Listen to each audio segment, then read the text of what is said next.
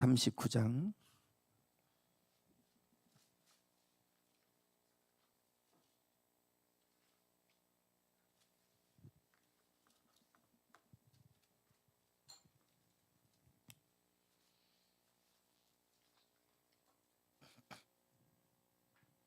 창세기 39장 1절부터 5절까지입니다.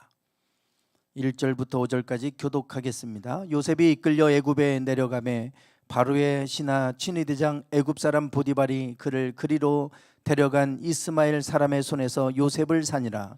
여호와께서 요셉과 함께 하심으로 그가 형통한 자가 되어 그의 주인 애굽 사람의 집에 있으니 그의 주인이 여호와께서 그와 함께 하심을 보며 또 여호와께서 그의 범사에 형통하게 하심을 보았더라. 요셉이 그의 주인에게 은혜를 입어 섬김에 그가 요셉을 가정 총무로 삼고 자기의 소유를 다 그의 손에 위탁하니 5절 같이 읽겠습니다. 그가 요셉에게 자기의 집과 그의 모든 소유물을 주관하게 한 때부터 여호와께서 요셉을 위하여 그 애굽 사람의 집에 복을 내리심으로 여호와의 복이 그의 집과 밭에 있는 모든 소유에 미친지라. 아멘. 오늘 우리가 요셉에 대해서 말씀을 함께 나누도록 하겠습니다. 지난주에 우리가 야곱에 대해서 말씀을 나눴죠. 창세기 12장부터는 아브라함, 이삭, 야곱, 요셉의 이야기입니다. 믿음의 조상들이라고 불리는 사람들입니다. 우리는 이 성경 창세기는 시작에 관한 이야기죠. 하나님이 우리에게 계획하신 것이 있습니다. 계획하신 것이 있는데 우리에게 영생을 주시고자 하는 것이 하나님의 계획이죠. 그래서 선악과 이야기를 할 때 선악과만이 아니라 생명나무도 있었다. 그런데 우리는 이 생명나무는 기억하지 못하고 자꾸 선악과만 생각하고 왜 그것을 만들어서 인간이 타락하게 하고 결국 죽게 만들었는가? 하나님 책임을 자꾸만 그렇게 묻고 또 모든 책임을 하나님께 돌리는 이제 그러한 생각들을 하게 되는데, 사실 하나님은 동산 중앙에 생명나무도 주셨고 그것도 먹도록 허락해 주셨다라고 하는 것을 사람들이 생각하지는 않고 못 먹게 하신 선악과만 자꾸만 바라보고 그거 가지고 시험에 들어서 그것 때문에 걸려서 믿음을 갖지 못하는 이제 그러한 모습을 보게 됩니다. 제가 신학원에서 강의하면서 그 부분에 대해서 이야기를 하고 했더니 거기에 이제 공부하러 오신 분들이 한결같이 하는 얘기가 그거예요. 동산 중앙에 생명나무가 있다고 하는 것을 성경을 그렇게 읽었어도 생각을 못했다는 거예요. 선악과만 생각했지 생명나무는 생각하지 못했고, 하나님이 생명나무는 허락하셨다는 것은 우리에게 영생을 주기를 원하셨고 영생을 얻기를 원하셨다는 하나님의 뜻을 생각하지 못했다. 하나님이 우리를 향한 계획은 우리가 영원한 생명을 얻는 것입니다. 영원히 하나님 나라에서 영원히 사는 것, 그것을 위해서 예수님이 오셨고 누구든지 그를 믿는 자마다 멸망치 않고 영생을 얻게 하려 하심이라. 그래서 예수님이 이 땅에 오신 건 아닙니까? 우리에게 영생을 주시려고. 그래서 하나님이 우리에게 계획하신 것은 영원한 생명을 누리게 하는 것이고 또 이 땅에 살아가는 동안에는 우리가 복을 누리며 살아가게 하는 것입니다. 그것이 하나님의 계획이에요. 그런데 하나님을 우리가 잃어버리고 하나님이 아닌 우상을 숭배하는 이제 이런 일들이 일어나게 되죠. 그게 타락 아니겠습니까? 그게 죄죠, 죄. 우리가 어떤 도덕적인 죄를 생각하는데 죄의 본질은 하나님을 섬겨야 될 인간이 타락은 떨어진 것입니다. 있어야 될 위치에서 벗어나는 게 타락이에요. 인간은 절대 신이 되지 않습니다. 인간은 하나님을 섬겨야 될 대상이지 인간이 섬김을 받을 수 없고 인간이 신이 될 수 없잖아요. 그런데 인간이 자꾸 스스로를 왕이 되고 신이 되려고 하는 이러한 일들을 하게 되지 않습니까? 그래서 고대 시대의 왕들은 다 자기를 신격화했어요. 일본의 천황을 보십시오. 여전히 천황이잖아요. 그 사람이 왕이 천황이라고 불려지고 그런 역할들을 합니다. 파라오도 마찬가지였어요. 이집트의 파라오들도 다 신의 아들로 그렇게 신격화했습니다. 그런 식으로 해왔는데 결국은 하나님을 잘 섬기면 하나님이 우리를 복되게 하시는데 하나님을 잃어버렸기 때문에 그 땅에 저주가 임했고, 그래서 가시덤불과 엉겅퀴를 내고 아무리 수고하고 밭을 갈아도 더 이상 효력을 주지 않게 되더라 라고 하는 것입니다.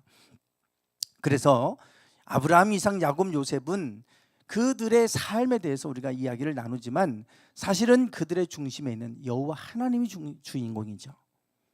아브라함이 어떤 삶을 살았느냐, 야곱이 어떤 삶을 살았느냐, 이삭과 요셉이 어떤 삶을 살았느냐, 그것이 중요한 것이 아니고 그들의 인생에서 하나님은 어떻게 일하셨는가, 그들이 하나님을 섬겼더니 하나님이 그들의 삶을 어떻게 복되게 하셨는가, 결국 그 이야기입니다.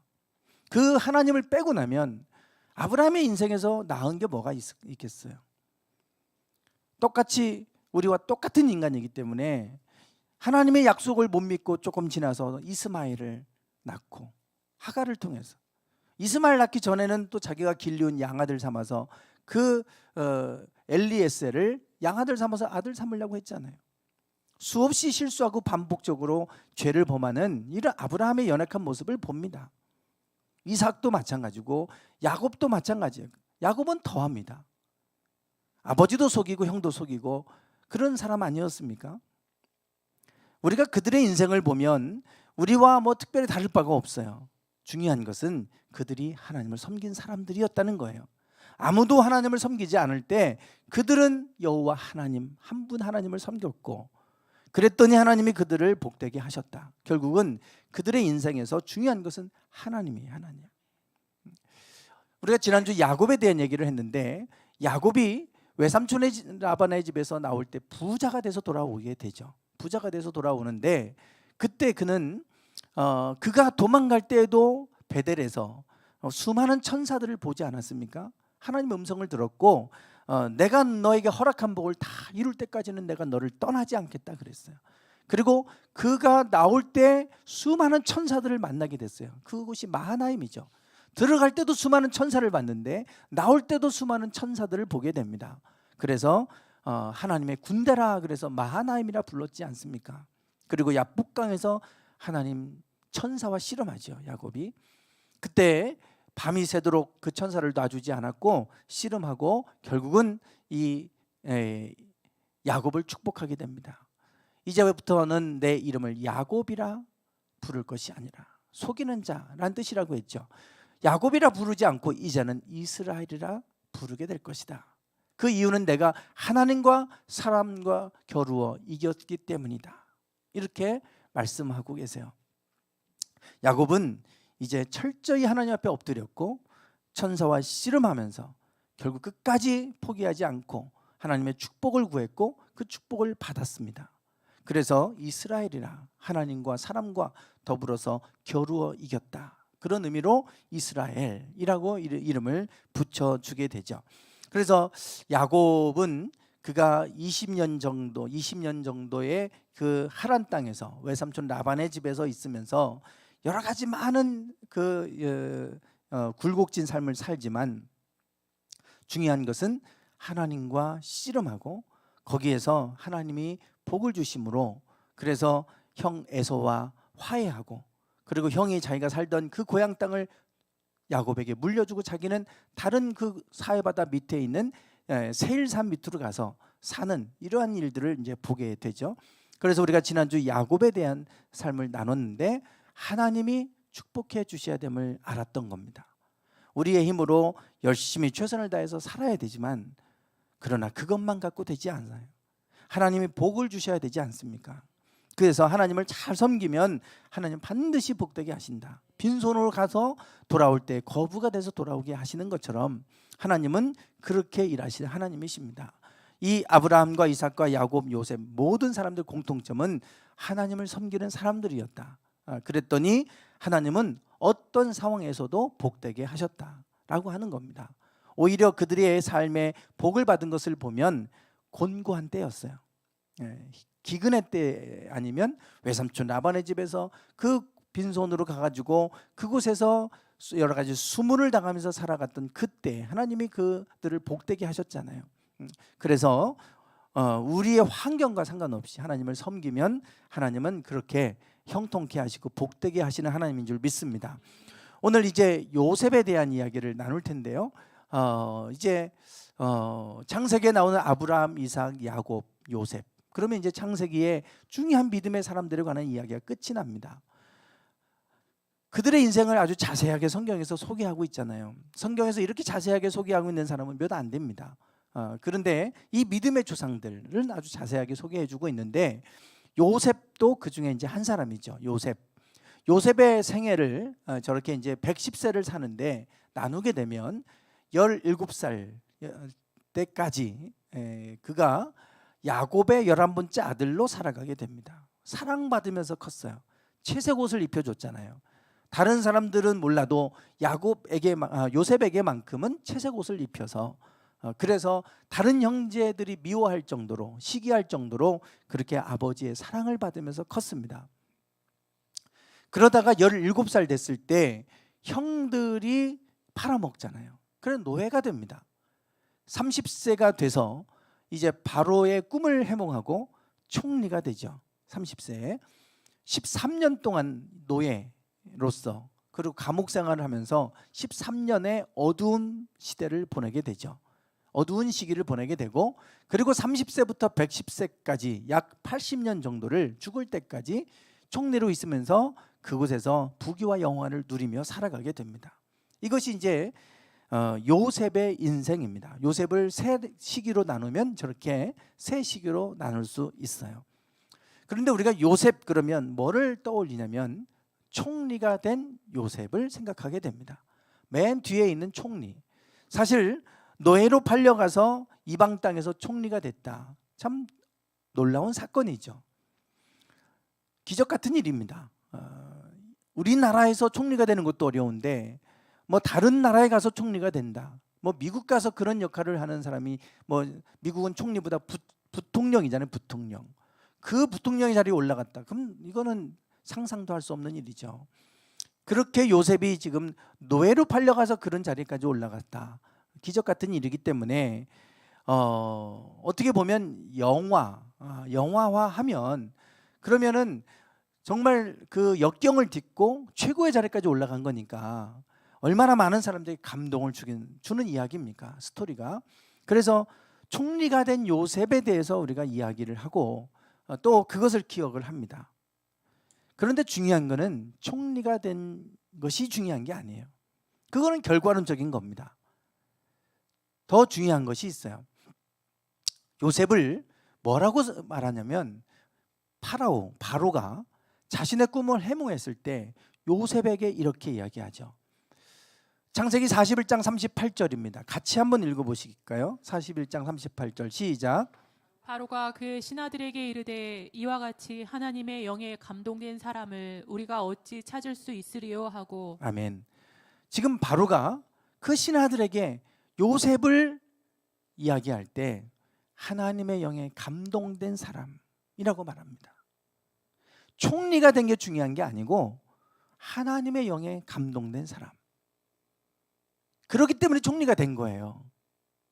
감동이라고 하는 건 하나님의 영이 불어넣어진이란 뜻이잖아요. 모든 성경은 하나님의 감동으로 된 것으로, 그러면 성경에 하나님의 영이 불어넣어진 것으로 된 것으로 이런 말이에요.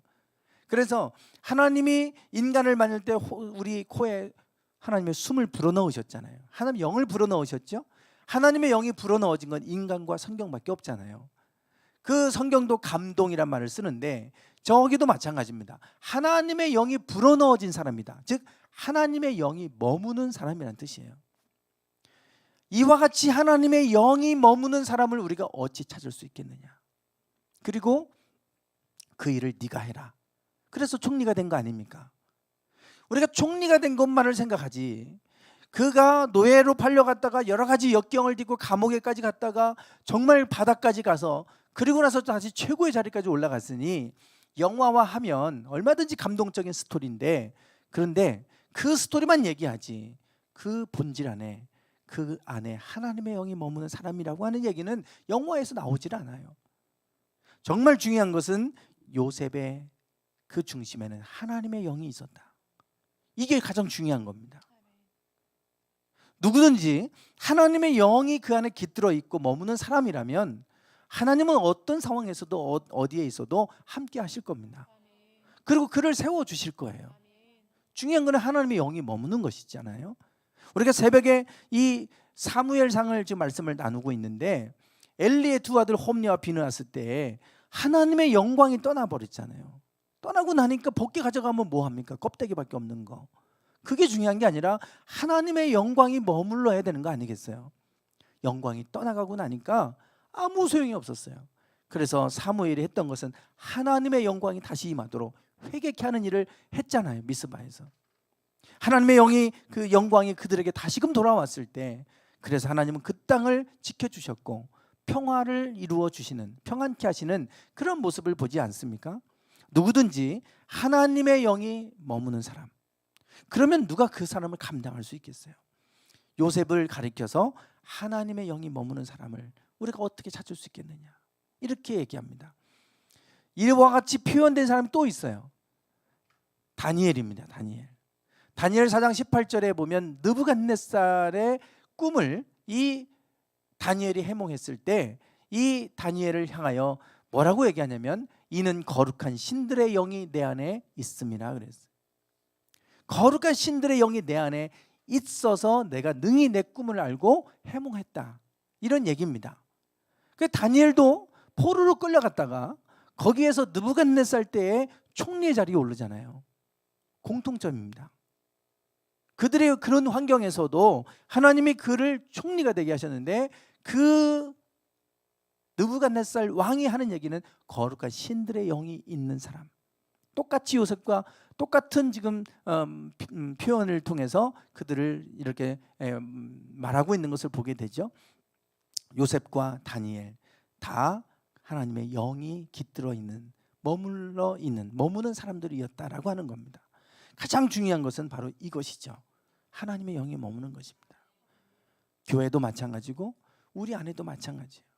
하나님의 영광이 떠나버리면 아무것도 아닙니다. 우리 인생에 하나님의 영광이 떠나버리면 아무것도 아니에요.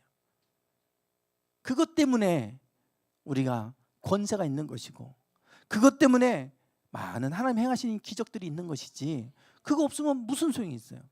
뭐 사람의 능력으로 되는 거 아니잖아요. 그래, 하나님 걷어가시면 하나님의 그 권능을 걷어가시면 하루아침에 사라집니다. 하나님의 영이 머무는 것이 중요합니다. 요셉은 그런 사람이었습니다. 그래서 하나님의 영에 감동된 사람을 우리가 어찌 찾을 수 있겠는가? 요셉은 하나님의 영에 감동된 사람이죠. 자, 그가 17살이 돼서 노예로 팔려가기 전에 아버지의 사랑을 받을 때도 마찬가지예요. 요셉의 형들이 요셉을 가리켜서 뭐라고 얘기합니까? 꿈꾸는 자가 오는도다 그랬어요. 꿈꾸는 자라고 그랬어요. 그가 꿈을 꿨잖아요. 요셉이 꿈을 꿨는데 그 꿈이 너무나 생생한 꿈이었어요. 하나님이 주신 꿈이죠. 그 꿈이 너무나 생생해서 그 자기가 자기의 볕단을 중심으로 형의 볕단들이 절하는 꿈을 꾸고 해와 달과 별들이 다 자기를 향해서 절하는 이러한 꿈을 꾸잖아요. 그 꿈이 너무나 생생해서 그 이야기를 하게 되는데 형들은 그 꿈 이야기를 들으면서 기분 나빠했죠. 네가 우리 왕이 되겠느냐? 그러면서 이 요셉을 볼 때 꿈꾸는 자가 오는도다 그랬어요. 꿈꾸는 자라 그랬어요. 즉 요셉은 이미 그가 노예로 팔려가기 전부터 하나님이 그 안에 일하셨던, 하나님이 그 너무나 깨끗해서인지 모르겠지만 하나님이 꿈을 꾸게 하시고, 그래서 그것을 통해서 미래 앞으로 일어날 일들을 보게 하시는 이런 신비한 능력이 이미 어릴 때부터 나타났어요. 그게 요셉이었어요. 자, 지금 저기 이렇게 보시면 노예의 삶, 그리고 아들, 노예, 총리, 이렇게 세 시기로 나눌 수 있다 그랬는데, 그가 야곱의 사랑받는 아들로 클 때는 그를 향해서 꿈꾸는 자라고 그랬고요. 그리고 총리가 됐을 때는 하나님의 영이 머무는 사람이라 그랬어요. 하나님의 영이 머무니까 그가 장차 일어날 일들을 꿈을 통해서 하나님 알게 하시고 보여주셨겠죠. 이 아들의 때와 총리의 때는 다 하나님의 영 안에 있던 사람이었어요. 그가 총리가 된 것은 사실 정말 하나님의 영이 그 안에 머물렀던 어떻게 요셉은 다른 형제들보다도 하나님의 영이 머물고 또 하나님이 주시는 꿈을 가지고 앞으로 일어날 일들을 볼 수 있었을까?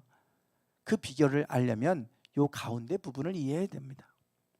여기에서 요셉이 어떤 사람인지를 우리가 알게 돼요. 그가 노예로 있을 때, 즉 고통 속으로 들어갔을 때, 그때 그의 믿음이 드러나죠. 우리가 어떤 역경을 만나보면 그 사람의 믿음이 드러나잖아요. 그때 믿음이 다 드러납니다. 평상시에는 잘 몰라요. 그런데 어떤 위기가 찾아오면 그때 믿음이 드러나요. 우리가 코로나로 인해서 하나님 막 흔들어 놓으면요, 다 금방 드러납니다. 그 사람의 믿음도 드러나고 그 교회가 어떤 교회인지 다 드러나고 그럴 거예요. 앞으로 더 심한 일들이 일어나면 이제는 알곡과 쭉정이를 가르친다고 그러잖아요. 바람에 휙 날려버리면 그러면 알곡과 쭉정이가 금방 구별되잖아요. 하나님 한번 이렇게 흔들어 놓으시면 금방 구별되는데, 요셉이 왜 하나님의 영이 머무는 사람이 될 수밖에 없었는가? 그거를 우리가 알려면 바로 요 13년 노예로 17살에 팔려갔다가 30세에 총리가 되는데, 요 13년의 암흑기와 같은 너무나 고통스러운 시간들이죠. 노예로 감옥 생활이 얼마인지 구체적으로 알 수는 없어요. 그런데 노예 생활과 감옥에서 있었던 생활까지가 다 13년입니다. 결코 짧은 시간이 아닙니다. 이 13년을 보내면서 요셉이 어떤 모습으로 살아가는지 그 모습이 다 드러나요. 그것이 오늘 본문 39장에서 우리가 그것을 볼 수가 있게 됩니다. 자, 먼저 39장 2절과 3절을 한번 보실까요? 2절과 3절에 보면 이제 노예로 팔려갔는데 그 요셉을 산 사람은 바로 보디발이라고 하는 사람이죠. 바로의 친위대장, 경호대장입니다. 실세 중에 실세였던 보디발이 요셉을 사게 되는데요. 성경은 뭐라고 얘기하냐면 2절과 3절에 여호와께서 요셉과 함께 하심으로 그가 형통한 자가 되어 그의 주인 애굽 사람의 집에 있으니 그의 주인이 여호와께서 그와 함께 하심을 보며 또 여호와께서 그의 범사에 형통하게 하심을 보았더라. 요셉이 분명히 꿈을 꿨고 자기 형들이 자기에게 절하는 꿈도 꿨잖아요. 그런데 노예로 팔려갔어요. 그것도 형들이 자기를 죽이려고 했는데 어떻게 하다가 이스마엘 상인에 팔려서 노예까지 팔려왔잖아요. 일반 사람들 같으면 이와 같은 상황이 오면 절망적인 상황 아닙니까? 좌절할 수밖에 없는 상황이잖아요. 다른 사람들도 아니고 형들에게 팔려서 그래서 노예로 전락했잖아요. 그러면 뭐 사람 취급도 받지 못했고 짐승처럼 취급당하던 그러한 때인데 무슨 낙으로 살아갈 수 있었겠어요. 그런데 그 기간이 얼마가 됐는지는 모르겠지만 그럼에도 불구하고 여전히 하나님을 잘 섬기는 삶을 산 거예요. 요셉은 오죽하면 그의 주인 보디발이 여호와께서 그와 함께 하심을 보았다고 그러겠어요. 열심히 수고하고 열심히 일해서 실적들을 나타내고 그 결과물을 만들어내고 그러면 능력을 받겠지만 지금 보디발이 본 건 능력을 본 게 아니고 저가 섬기는 하나님 여호와가 함께 하심을 보았다고 그러잖아요. 그러니 요셉은 그런 상황에서도 하나님 원망하지 않았고 그런 상황에서도 여전히 하나님을 잘 섬기고 있었던 그 모습을 보게 됩니다. 노예의 삶에서 무슨 희망이 보이겠습니까? 한 번 노예가 되면 끝까지 노예지 뭐 무슨 희망이 있겠어요. 그럼에도 불구하고 하나님을 잘 섬겼고요. 그랬더니 하나님이 형통한 자가 되게 하셨다. 형통케 하는 은혜를 주셨어요. 즉 요셉의 이와 같은 상황 속에서도 여전히 하나님을 잘 섬기는 삶을 살았다. 그리고 그렇게 했더니 하나님께서 그가 하는 모든 일이 잘 되도록 해주셨고 그러다 보니 보디발도 저가 섬기는 여호와 하나님 함께 하시는구나 그것을 보았다고 이렇게 말할 정도로 그런 이제 삶을 살게 돼요. 즉 하나님을 여전히 잘 섬기는 어떤 상황에도 불구하고 잘 섬기는 모습을 보게 됩니다. 그래서 요셉이 이 요셉을 가정 총무로 삼았죠. 모든 것을 그의 손에 다 위탁했다. 위임했다는 겁니다. 위임. 자기 집과 모든 소유물을 주관하게 했다는 거예요. 모든 전 재산과 모든 노예들과 모든 것을 다 네가 알아서 해. 맡긴 거예요. 얼마나 신뢰할 만하면 그렇게 하겠습니까? 참 안타까운 뉴스가 요즘 이렇게 들리더라고요. 박수홍 씨 얘기 뭐 많이 들어보셨죠? 뭐 100억대 얘기를 하는데 한참 돈도 많이 벌었다. 참 검소하게 산 것 같아요. 근데 형을 매니저로 두고 매니저 일을 하게 하면서 모든 통장과 모든 재산을 다 관리하도록 맡겼다는 거 아닙니까? 그런데 형이 그 100억 그 모든 전 재산을 다 자기 걸로 돌려버렸다는 거 아니겠어요? 썼는지 써버린 건지 어떻게 된 건지는 잘 알 수가 없지만 결국은 이게 이제 방송에 자기가 형이 연락해도 연락이 안 되고 그러니 더 이상 연락을 안 받으면 내가 가족으로 인정하지 않겠다. 그 얘기는 이제 고소하겠다는 것 같은데 결국은 이제 이런 일들이 뉴스로 이렇게 보도가 되기도 하고 기사화되고 하면서 참 안타까운 이제 사람들이 박수홍 씨를 그래도 격려도 하고 이제 이렇게 하는 것 같은데 자기 친형조차도 자기 재산을 맡기니까 자기 걸로 그냥 싹 만들어 버리고 이러잖아요. 누가 누구를 믿을 수 있겠어요? 아무리 능력이 있고 아무리 신뢰할 만하다고 해서 자기의 모든 소유물을 다 주관하도록 다 위임해 버린다는 게 쉬운 일이 아니잖아요. 보디발은 왕을 경호하는 사람입니다. 그러면 자기 집안을 신경 쓸 시간이 없어요. 왕을 보호해야 돼요. 왕을 지켜야 돼요.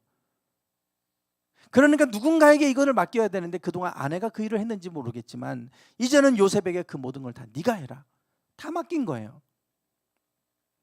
그 정도로 요셉은 신임을 받았습니다. 그런데 그때 큰 위기가 찾아오죠. 보디발의 아내가 요셉을 유혹하는 이러한 어떻게 보면 가장 큰 위기가 찾아옵니다. 보디발의 아내가 요셉을 유혹했을 때 거절하기가 쉽지 않아요.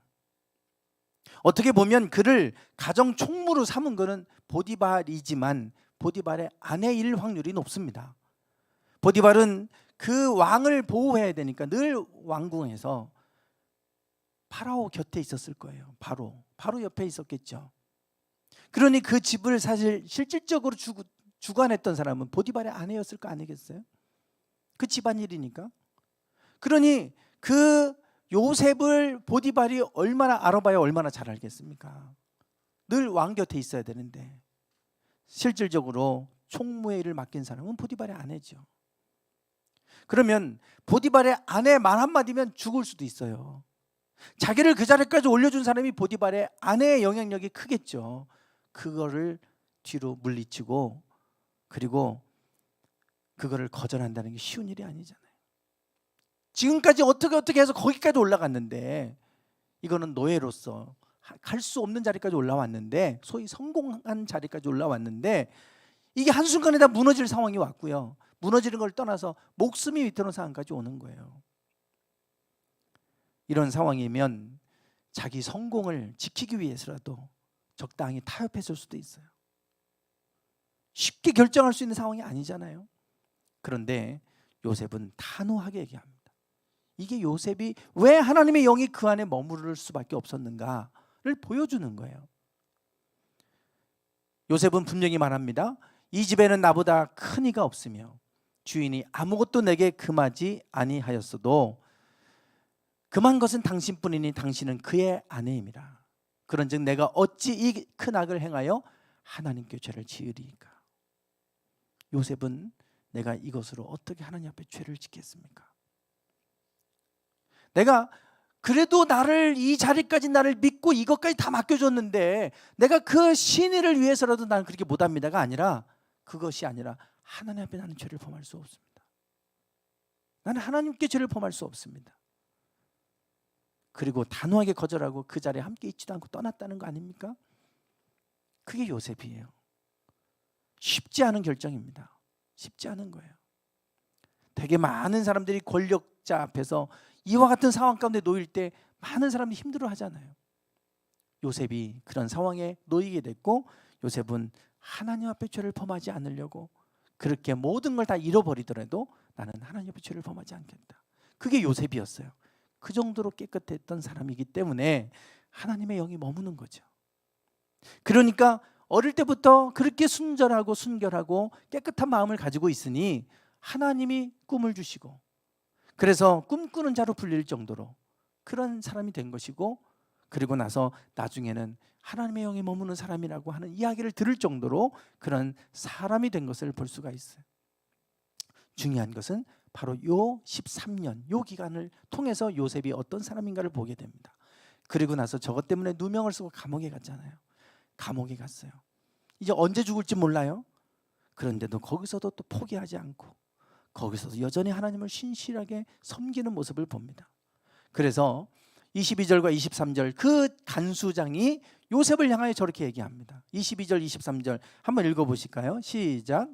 간수장이 옥중 죄수를 다 요셉의 손에 맡김으로 그 재반 사물을 요셉이 처리하고 간수장은 그의 손에 맡긴 것을 무엇이든지 살펴보지 아니하였으니 이는 여호와께서 요셉과 함께 하심이라. 여호와께서 그를 범사에 형통하게 하셨더라. 아멘. 그 상황에서도 또 여전히 하나님을 섬기고 그 자리에서 또 사람들을 섬기는 그런 일을 해요. 자포자기하고 있는 게 아니라 거기서도 그렇게 하니까 간수장의 신임을 받아서 간수장이 그에게 모든 걸 다 처리하도록 다 맡겼다고 그러잖아요. 그리고 자기는 그 모든 것을 맡긴 것을 살펴보지도 않았다. 그 정도로 요셉을 신임했다는 거 아니겠어요? 우리가 하나님이 신뢰할 수 있는 사람, 또 세상에서는 사람들로부터 신뢰받는 사람, 그게 요셉이었습니다. 그런 감옥에서 누명을 쓰고 감옥에 들어와서도 여전히 하나님을 신실하게 믿고 섬겼고, 그리고 그 속에서도 여전히 최선을 다해서 살아가고 섬기는 모습을 볼 때 결국은 간수장이 그에게 모든 걸 맡기고 형통케 하시고, 거기서 술 맡은 관원장, 떡 맡은 관원장, 왕의 신하들이 왔을 때 그 왕의 신하를 만날 때 그들을 또 섬기는 모습을 보여주잖아요.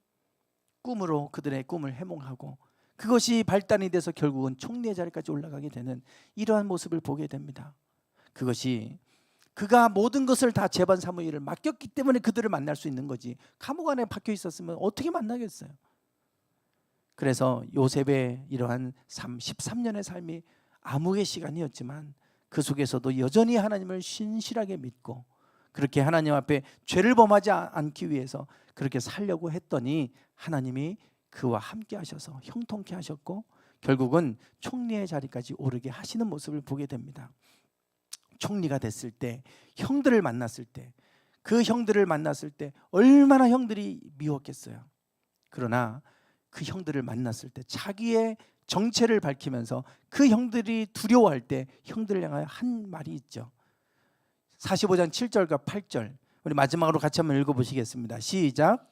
하나님이 큰 구원으로 당신들의 생명을 보존하고 당신들의 후손을 세상에 두시려고 나를 당신들보다 먼저 보내셨나니 그런즉 나를 이리로 보낸 이는 당신들이 아니요 하나님이시라. 아멘. 요셉의 고백은 당신들이 나를 보낸 게 아닙니다. 당신들을 나를 팔아먹은 거, 나를 노예로 팔아먹은 것이 당신들인 것 같지만 당신들이 아니라 나를 먼저 앞서 보내셔서 당신들의 생명을 구원하라고, 그래서 나를 먼저 보내신 것입니다. 보내신 분은 하나님이십니다. 참 힘든 고백이죠. 얼마나 형들이 미웠겠어요. 그리고 나서 나중에 보자, 그런 원수를 갚고 싶은 마음도 있었을 거 아니겠어요. 그러나 그게 아니라 내가 잘나서 된 게 아니라 하나님이 나를 먼저 보내셨습니다. 나를 세우신 분은 하나님이십니다. 요셉의 삶에는 하나님이 우선이었고 늘 하나님 중심이었어요. 그러니 하나님의 영이 머무는 거죠. 오늘 우리가 하나님의 영이 머무는 사람들이 되기 원합니다. 늘 하나님을 우리가 그렇게 우선으로 여기고 하나님 앞에서 범죄하지 않고 하나님 앞에 신실한 모습을 살아가려고 하면 하나님 그 삶을 반드시 외면하지 않으시고 요셉과 함께 하셨던 것처럼 또 야곱과 함께 하시고 이삭과 아브라함과 함께 하셨던 것처럼 우리의 삶 속에서도 함께 해 주실 줄 믿습니다. 중요한 것은 바로 하나님이 함께 하시는 겁니다. 그러면 어디 있든 무슨 아무 상관이 없습니다. 그것이 중요한 것이지 하나님의 영광이 떠나면 아무리 높은 자리에 있어봐야 뭐 하겠어요? 그냥 엘리의 두 아들이 하루아침에 그냥 가잖아요. 어떻게 알겠습니까? 그러니 오늘 우리가 늘 하나님이 함께 하시는, 하나님이 함께 할 만한 그러한 삶을 우리가 살아갈 수 있기를 원합니다. 우리가 이 요셉을 통해서 우리의 모습을 다시 한번 돌아봅니다. 우리는 하나님 앞에 어떤 모습으로 살아가는가? 돌이킬 일이 있다면